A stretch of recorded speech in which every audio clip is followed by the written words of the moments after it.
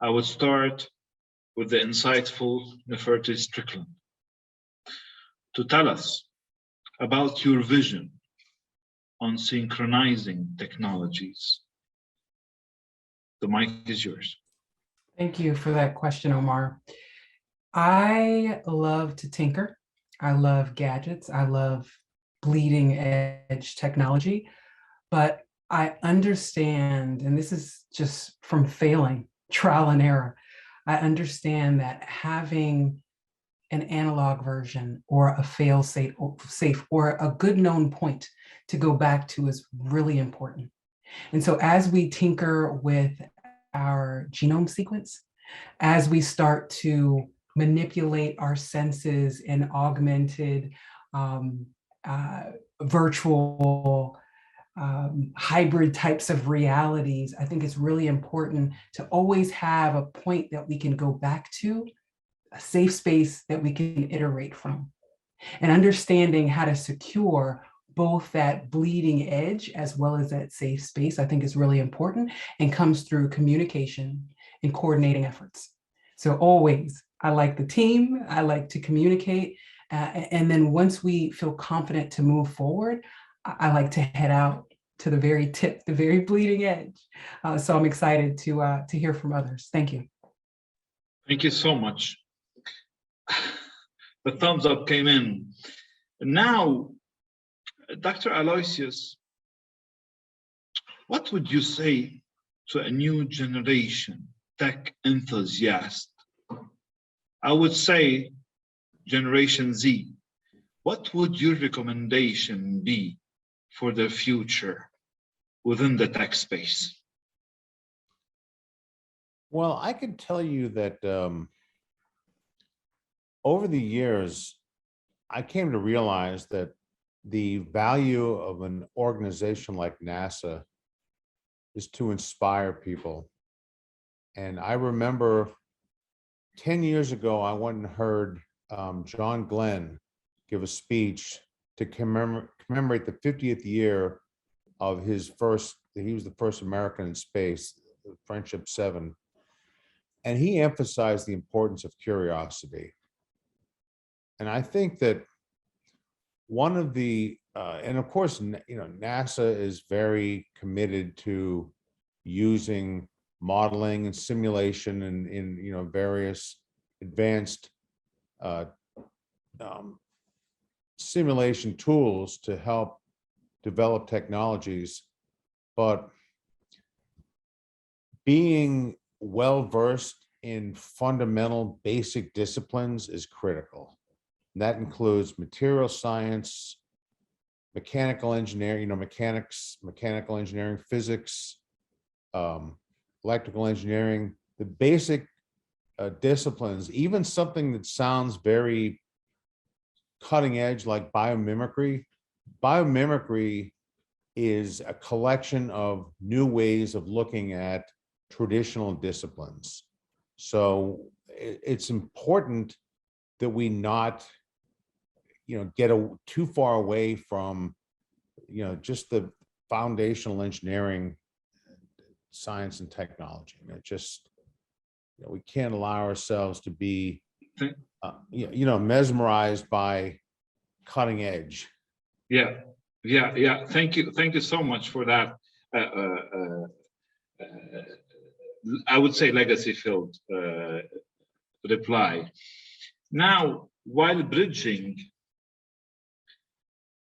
the classic perception of innovation towards today's cluttered scene in innovation, Fernando, how were you able to bridge? Because you have an inspiring story to share within the academia and within the practical world of your experience. How would you bridge classic innovation to neo innovation space? Epistemology. The key word is epistemology, meta theory, bridging concept, bridging domains, bridging disciplines, and hybridization. among and in between domains, but basically as a skill or as a competence, I'm guessing that we have to converge about cognitive and mainly metacognitive skills. Yes. As part of the set of skills that I'm defining as human beings. And bridging means basically being able to look through the glasses, through our own glasses. So means trying to perform some philosophy of science and epistemology. This is at least my personal experience. Thank you. Thank you so much for that. Now, we do have a large set of questions, but prior to that, we emphasize the significance of interconnectivity between different tech spaces.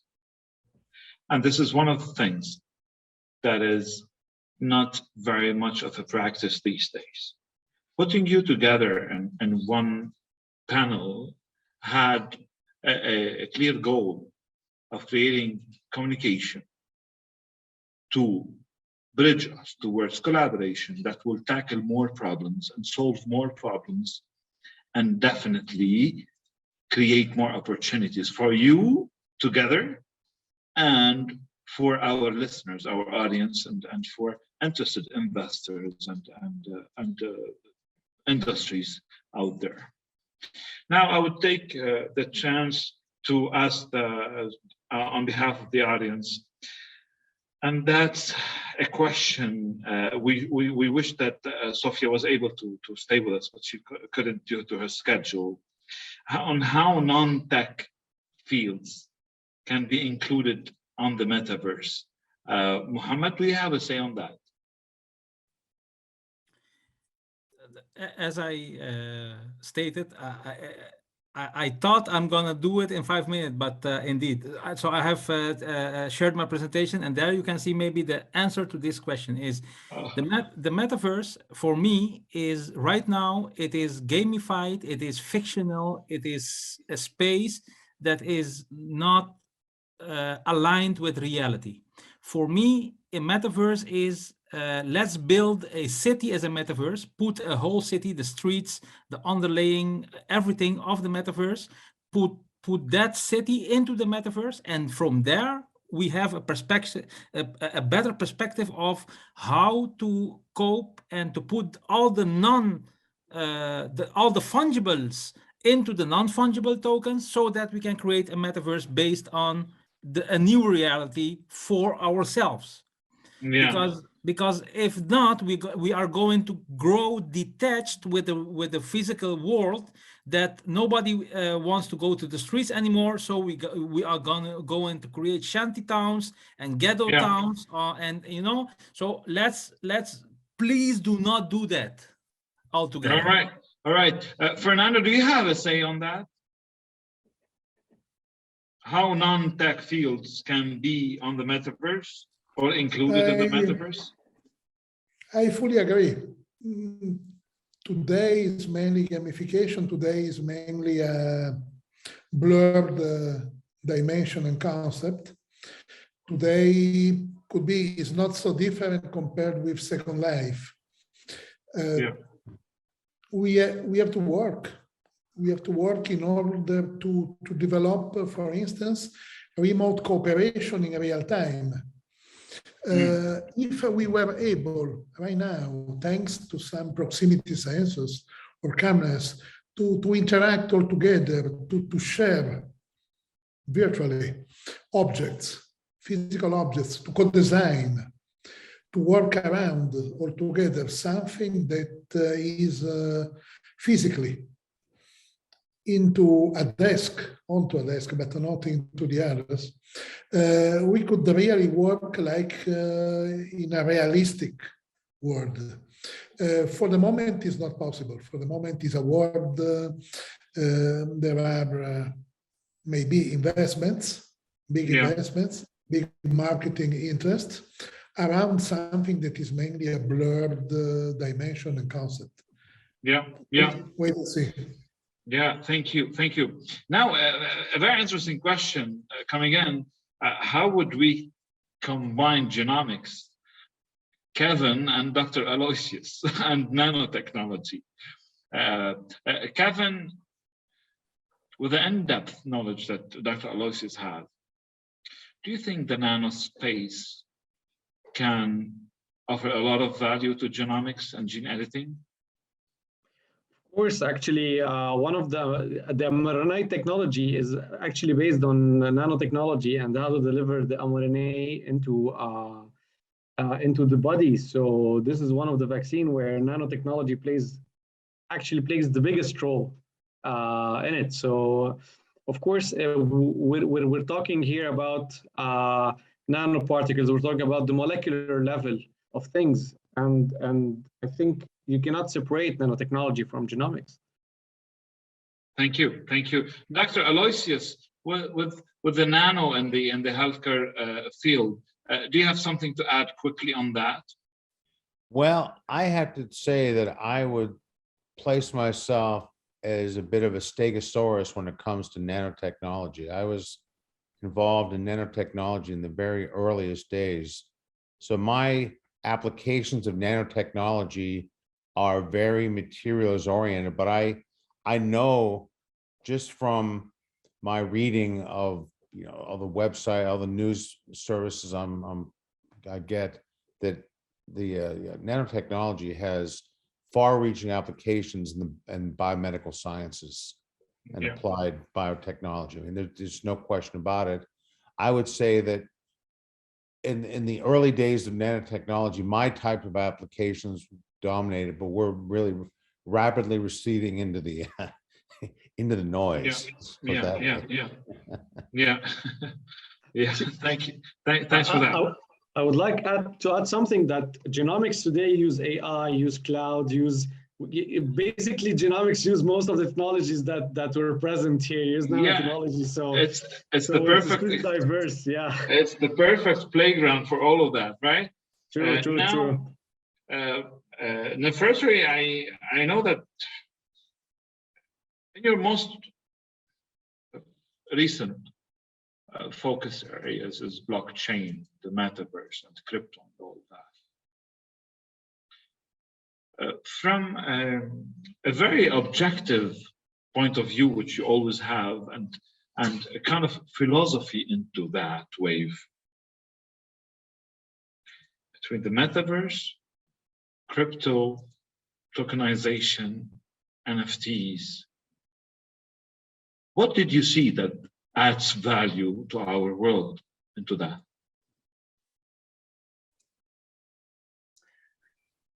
The transference of kind of the responsibility of our iterations, our innovation on the environment. So when we're in these virtualized environments, we can create things that may require certain types of fuels or energies to sustain the blockchain itself, to sustain the uptime of our computers and the internet. We burn electricity, but to create digital assets, to run what if analysis on treatments and therapies, that only costs the energy and our brain power. Whereas if we were actually in a wet lab, the type of material that we would go through, not everyone's going to have access to.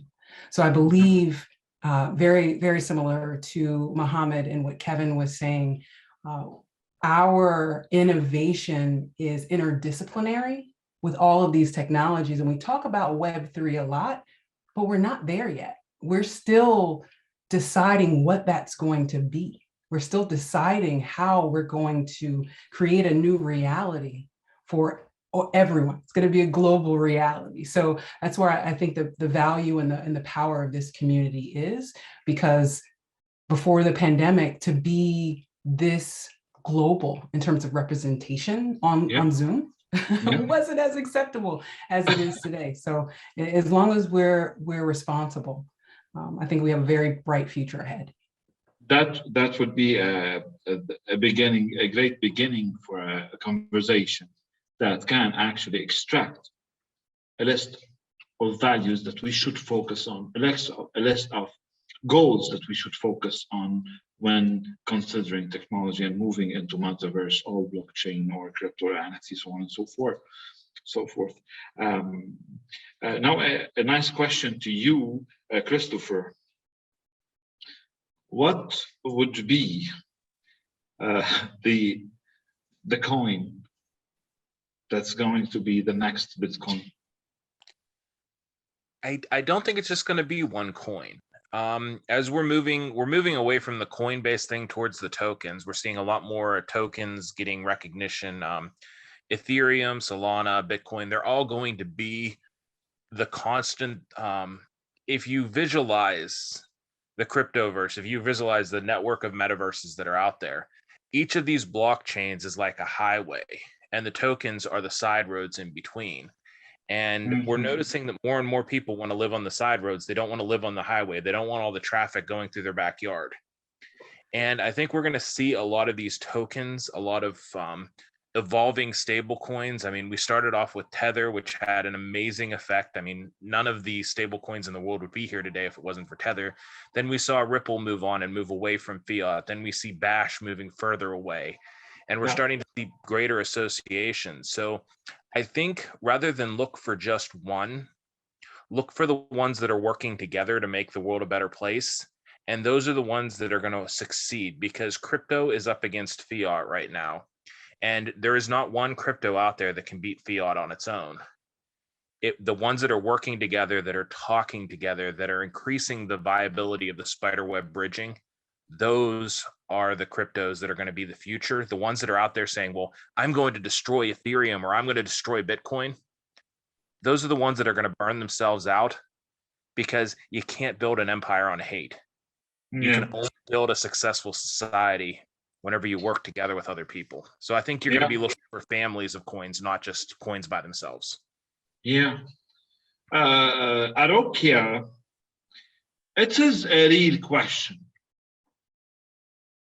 Data has become so large for the cloud to contain. And when we create a totally new, infinity limited virtual reality with the metaverses, data is gonna go crazy. How would the world absorb the future gigantic volume of data? A good question, Omar. So, yeah, like you can see, we talk a lot about big data, and if let's say if you go a little deeper inside machine learning, all machine learning models are data thirsty. More the data, better is the outcome or the predictions. But what is missing right now is how, because not everyone has a liberty to collect a huge amount of data. So large amount of efforts goes especially on enhancing or maybe building a better machine learning model, but not on, or maybe we are not spending enough time on preparing the data, which I mean again, which I said earlier as well, the good or the quality or the trusted data. Even a small amount of data for a specific use case can make a large difference for that particular organization. So that is where I wouldn't say the data, yes, of course, the volume of data is going to go higher and higher. But what matters most is a good quality data, which is trustworthy, which is free from bias, as well as it also complies with laws and ethics. So that is something which will be of more concern than even the amount of data which is getting collected over the years. But isn't explained AI, XAI, working against that? Wouldn't be, I mean, duplicating the volume of data? Of course, in future, definitely, you might, maybe in future, you might have seen deep learning models coming in, which can, in fact, process any amount of data. even with currently with a lot of computational powers, handling data is not going to be an issue. But what the problem which I'm trying to maybe bring in is especially the I would say the diverse as well as unbiased data, which is what is missing, because explainability, as you mentioned, is a model gives you a certain output. I necessarily do not know why it says a certain or why it gives a certain output. Simple, for example, a spam and a no spam email. I necessarily do not know why an email was categorized as spam if you don't know or if your model lacks explainability. So that is where comes in when you feed a good quality data and you. Pardon me to interrupt here, Arokia. Between filtering unnecessary data, I mean, there's a lot of waste. Now we need a waste management campaign around the world on data. Like you mentioned, how many spam emails you have in your junk folder, right? Like how many unnecessary advertising is being spread out there and stored somewhere without being tapped into in the future. But now as the metaverse comes in and all those youngsters, I mean, if you see Generation Z today and the amount of gaming content and videos and tutorials and so on and so forth that are being put on web. I mean, an 8 years old, a 6 years old kid would actually have hundreds of videos on YouTube for themselves playing a music or explaining what they're doing on a game or with, you know, so how would we, number one, filter the data? Number two, collaborate in the ownership of data, because data has to be put on an open source one day, right? So that we don't have to replicate different machine learning or data sets for machine learning that are coming from same fields. For example, Volvo and Toyota and GM would have same data stored in different names or different stacks on the cloud, right? But in the end, it's the same data that they can access anytime. So when are we going to democratize that? So filtration, open source, and then what else can we do? I would ask now, Sophia, as you're tapping into metaverse, I know metaverse does not summarize your experience, but have you tapped onto the topic of the implications of the data generated by all those virtual universes that are coming up? Have you tapped into that? Yeah, I mean, it's definitely a, I wouldn't say concern, but something that is top of mind in our industry, especially you know, how Meta or Facebook is involved with this, because they are the leader. They're the leader in data. They're the leader in virtual reality right now, as well. And you know, right now you can't even use a headset, one of their headsets, without having a Facebook account. And then to do unless you're enterprise, which they then charge like 5 times more. Yeah, and now there's other types of data that can now be collected with these technologies as well.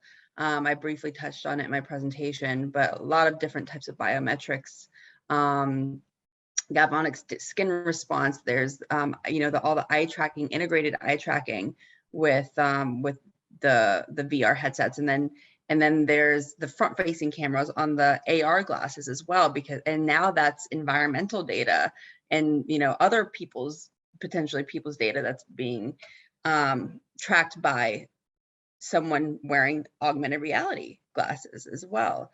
You know, so yes, there's a lot of concerns that, you know, like I said, that the FBI, I presented there a few weeks ago, they want to know what they should be concerned about. Concerned about. Yeah. And that's the FBI. But millions of corporations out there around the world want to be on the metaverse, and they have no clue what would be the ABC that you're going to give in short. In short, Yeah. you have better access to a global economy, or customer base, Yeah. or even employees globally as well. Yeah. And with that, leveraging this technology, there's more ways to engage with those people in different ways and develop those relationships. And you basically have the opportunity to recreate your brand, or within these spaces, personal brand or corporate brand within these spaces. And really push the boundaries of what it means to build that brand loyalty, interact with that brand, because really it's out of the box, and you have to think you have to think creatively and out of the box. Right now we're doing a lot of recreation of physical spaces, because that's just what we can comprehend at this point. But it's when we kind of push the boundaries of these technologies, and especially the convergence of the emerging technology ecosystem, is when we're going to really figure out these really new creative ways that we can start engaging. I know that the time is about to be up, and I have a question for ⴱᴜ here. Given all the virtual tycoon evolution, and you're working with concrete stuff, we are seeing a threat on the physical world, physical economy, physical investments, food, manufacturing. Are we seeing a threat around that space? Because massive amount of investments are going on SaaS and virtual world. And all VCs are there now with less consideration on opening a factory or investing in a factory or in supply chain and so on and so forth. Do you see any threat there in a far side opinion? I mean, I worked in an industry that really haven't changed in the past 50 years. I mean, very little change happened there. And mainly it's due that still we need physical products, either containers for the food, because even if you live in metaverse, you still need to physically live somewhere, right?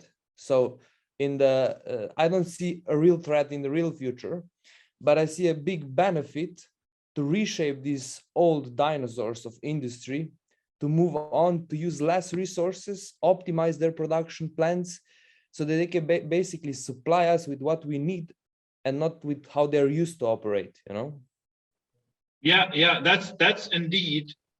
On the contrary, I will still see a threat, because we can see now an increased cost of living. And that's due to lack of abundance. Less supply, the demand is still there and growing, and that less supply is also affected because of the virtual direction of investment. So that's a notion also to take.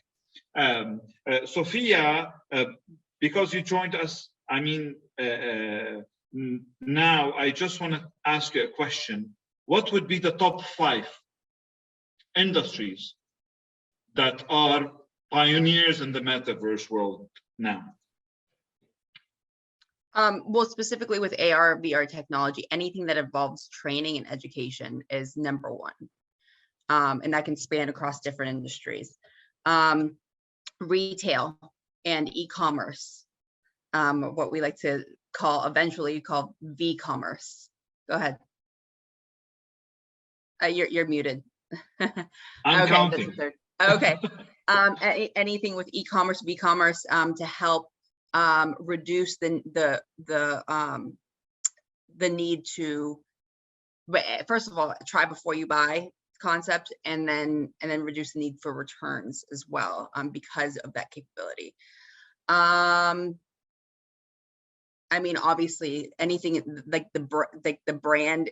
I know it's very vague, but brand industry, like the Coca-Colas of the world, who already are doing really fun consumer engagement stuff at the Super Bowl and stuff like that, and that are really going to be thinking out of the box on how to further engage. And then I would also say the entertainment and music industry, you know, and entertainment industry at large also. It's opening up a whole new gig economy for actors and musicians and artists to be able to display their work to a global audience. All right. Thank you so much. Now, I would like to have a takeaway from each one of you within your own disciplines. For companies out there, for governments out there, for startups, for investors. What would your guidance phrase be? I would start with Christopher Smith-Meyer. I guess my biggest takeaway would be let innovators work together. Stop this. I mean, yes, there has to be sanctions when there's wars and stuff like that, but let people in Iran work with people in the United States, work with people in Korea, work with people in Canada, all over the world. Let the universities work together. Let the innovators work together. If the militaries want to have conflict, that's their business. But those of us that are trying to... That's our investors' pitch at Innovatorsgate. Let everybody work together. That's what it should be. If they want to destroy the world, let those of us that are trying to make it a better place at least have a chance to do our job.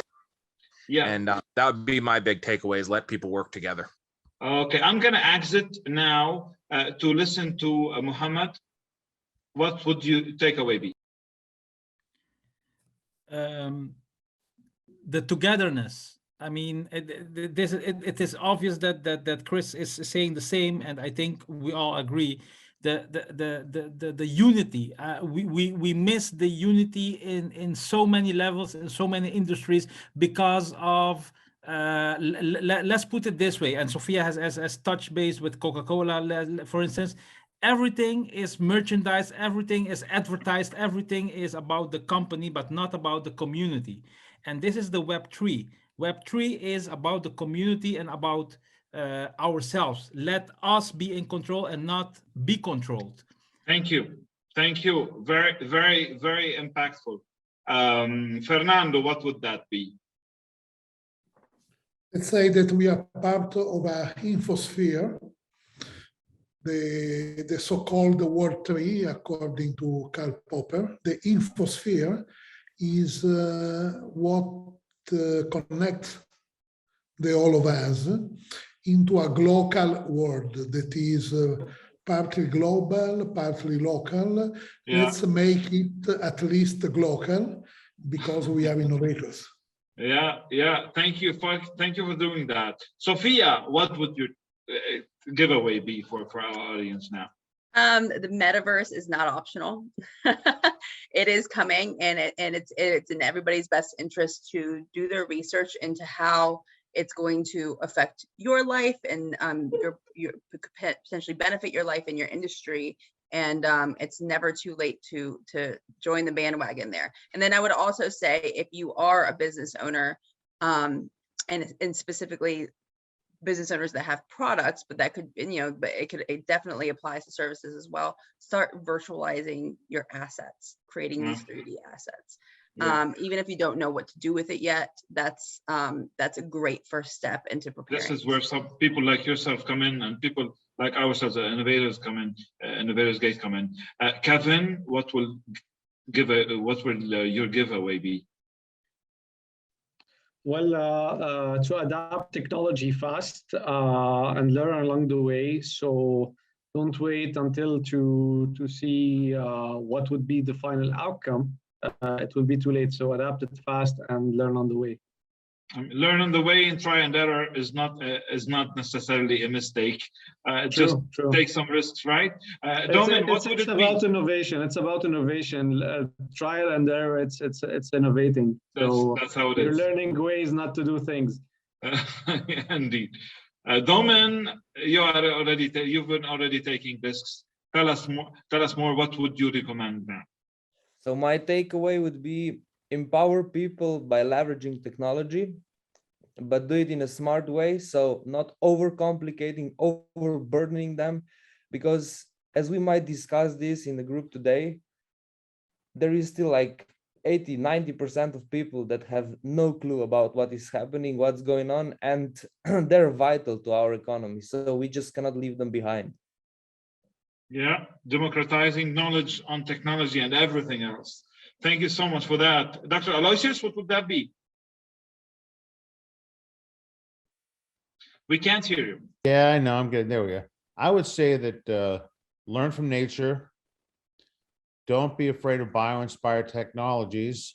Nature uses a semi-conservative approach. So green energy is all well and good, but don't just walk away from traditional fossil fuels willy-nilly. Nature doesn't do things that way. Nature uses a semi-conservative approach. Use earth abundant minerals, metals, silicon, aluminum, iron, nickel, and just do more with less. That's what nanotechnology and bio-inspired technologies teaches us. Do more with less, be energy efficient. Thank you. What a great takeaway. Nefertari, what would that be? The ability to innovate comes with responsibility, right? I encourage everyone to make security a fundamental part of the way that you do business. You got to value communication and information sharing, and remember to lock shields with your fellow innovators for security. Testudo. Shields up. That would be great, and I encourage to have cybersecurity as a common language in the world, and not just a niche as well. Arokia, Liborius, what would you say? Couple of things, Omar.